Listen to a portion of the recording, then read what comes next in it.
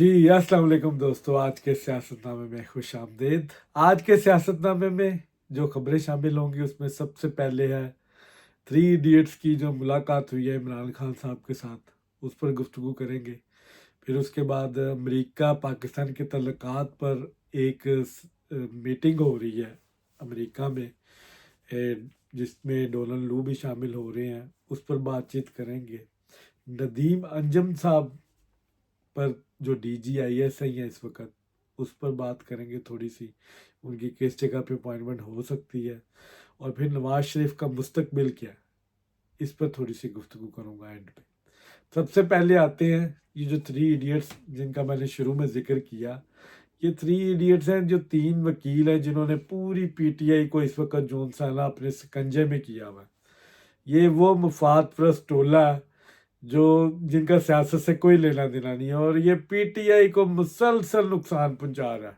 ये तीन का जो टोला है थ्री इडियट्स का, ये इस वक्त पूरी PTI को यरगमाल बनाया हुआ है और हर तरफ से इनको लान तान हो रही है।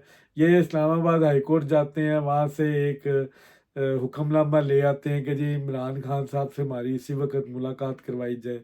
इनको जी वो गाड़ी में उठा के फेंकते हैं और इनको ले जाते हैं अडियाला जेल, और वहाँ पे इनकी मुलाकात शुरू हो जाती है।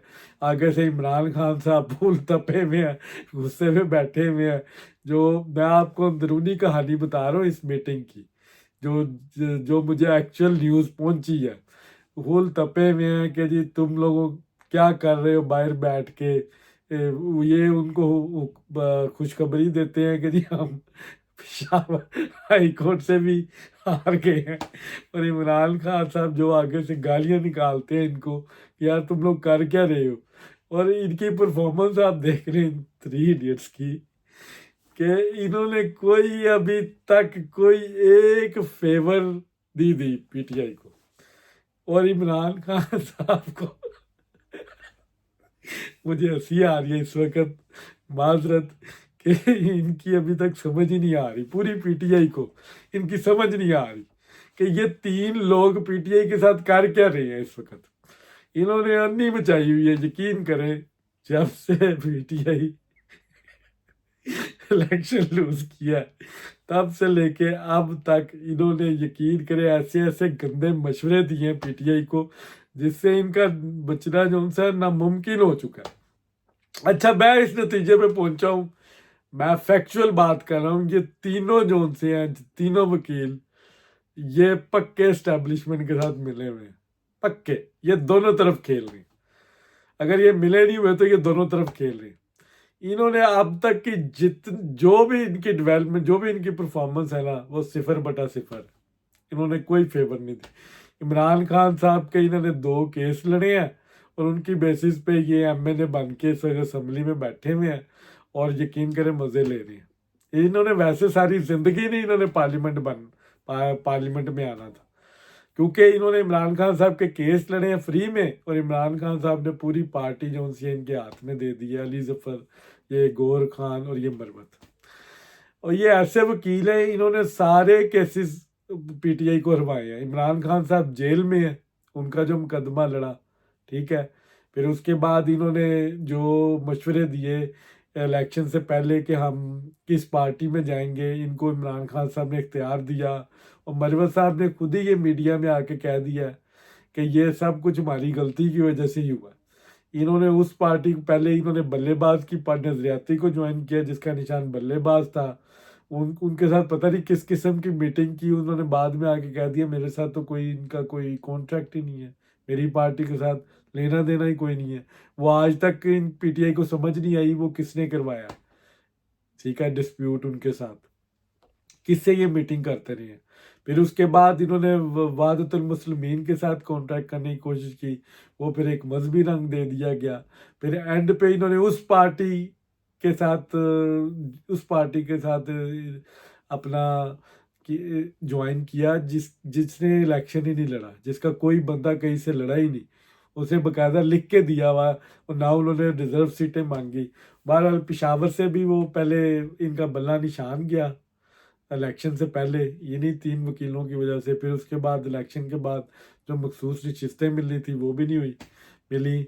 अब बहरहाल इमरान खान साहब ने उनको कहा कि यार सुप्रीम कोर्ट जाओ और इसके ऊपर सुप्रीम कोर्ट पे जाके ये जो है ना वो आप अपील दायर करें, ये तो ज्यादती है हमारे साथ, ये हमारी सीटें आपने उल्टा उनको दे दी हैं। अब मज़े की बात कि जो सीटें पीटीआई को मिलनी चाहिए थी वो दूसरी पार्टी को दे दी उन्होंने, जिसकी वजह से इमरान खान साहब तपे हुए हैं फुल। यकीन करें उस मीटिंग में इनकी वो क्लास इमरान खान साहब ने ली है कि ये तीनों जो से हैं वो लाजवाब हो गए। इन्होंने इन्होंने फिर भी बर्दाश्त कर लिया। इन्होंने कहा चलो मैं पार्लियामेंटेरियन तो बने ना, जो भी है ये फिर भी सस्ता सौदा था। इमरान खान साहब ने उनकी जितनी भी बेइज्जती की है उन्होंने उस चीज़ को सुन लिया।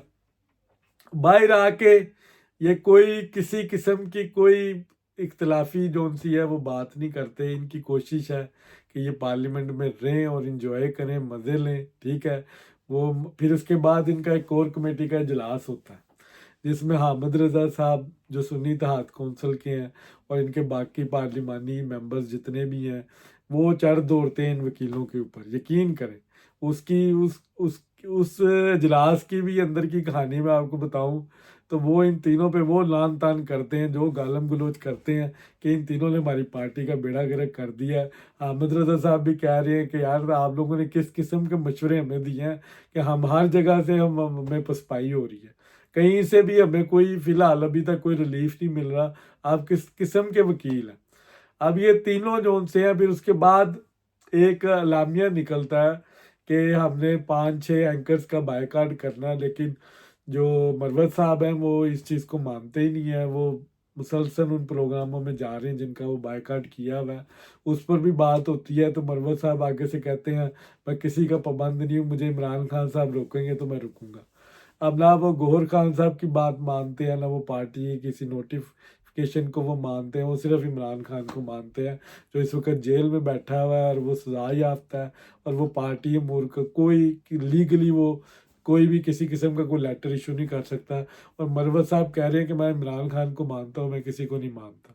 और वो इस चीज़ की बार बार निशानदेही करें कि हमारे अंदर से लोग हैं जो मेरे खिलाफ हैं और मेरे खिलाफ शिकायतें जा जा के लगाते हैं।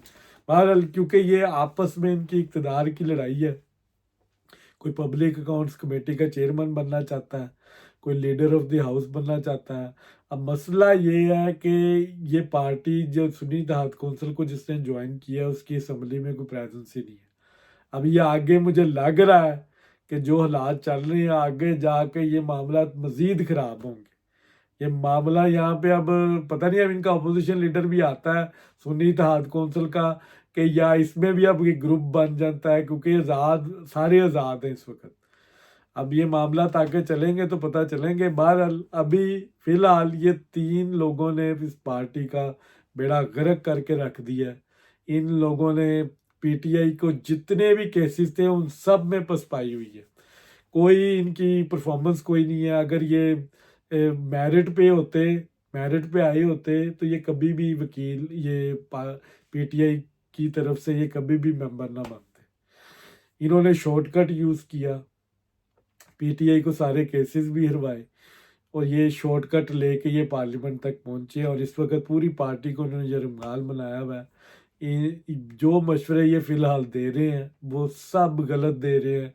और इमरान खान साहब को समझ नहीं आ रहा कि ये कब तक जो सा ये सिलसिला चलता है, कब ये पार्टी जो सी है पार्टी के अंदर से आवाज़ें उठनी शुरू हो गई हैं कि इन लोगों के चंगल से निकलें। ये पॉलिटिकल लोग नहीं है, ना ये पॉलिटिकल डायलॉग कर सकते हैं। ये तो एक वकील है, पेशावर वकील है और इनकी सियासत है ही कोई नहीं।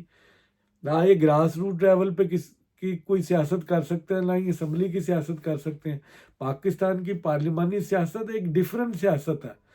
इसमें तो बड़े बड़े कद्दावर जो उनसे हैं वो आपको पार्लियामेंटेरियन चाहिए होते हैं जो हुकूमती सतह पे आप जो उनसे वो डायलॉग करते हैं और उसके बाद जो उनसे अपने मुतालबात मनवाते हैं।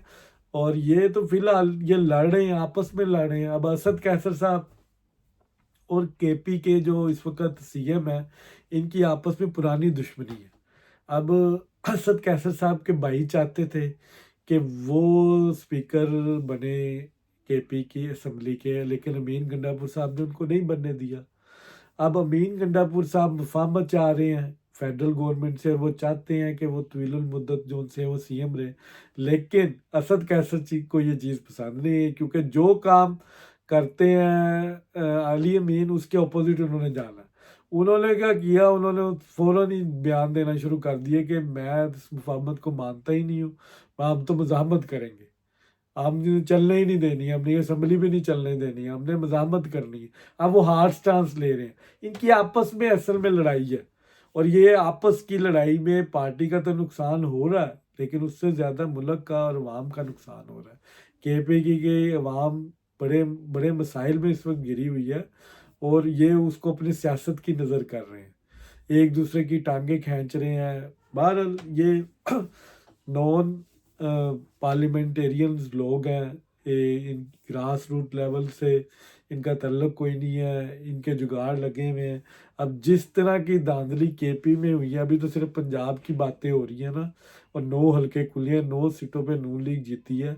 जब केपी की के हल्के खुलेंगे तो आपको पता चलेगा किस तरह इनको हरवाया गया, किस तरह एएनपी हारी, किस तरह JUIF हारी। ये एक लंबी दास्तान है कि इनके किस तरह टीचरों को इन्होंने मराद दी इलेक्शन से पहले, और उन्होंने इन ROs ने किस तरह की करप्शन की, ये भी देखने वाली होगी। आई विश के केपी के हल्के भी खुलें, हमें भी पता चले कि कितने शफाफ इलेक्शन हुए हैं वहाँ पर। और लेकिन ये मामला आगे बढ़ेगा जब तो ये खुलेंगे। फिलहाल तो आप नवाज शरीफ साहब को कह रहे थे कि जी जतवाया गया, जितने हल्के खुले हैं अभी, और ये 10 हल्के खोलने की बात कर रहे थे, अभी इन्होंने बातें शुरू कर दी कि ये इलीगल है हल्के खोलना। अगर RO ने किया हुआ है नोटिफाई, तो आप हल्का खोल नहीं सकते। तो फिर आप किस सेंस में कहते हैं कि 10 हल्के खोलें? वो किस तरह खोलने आपने? आप तो रिकाउंटिंग में हार रहे हैं, रिकाउंटिंग में गपले हुए हैं। 9 सीटें इस वक्त नून लीग जीती है रिकाउंटिंग में, अभी ये मामला चल रहे हैं। बहरहाल अब आज के दूसरे टॉपिक पे आता हूँ। आज का दूसरा टॉपिक है पाकिस्तान अमेरिका के तल्लुकात। इसके ऊपर एक मीटिंग हो रही है 20 मार्च को।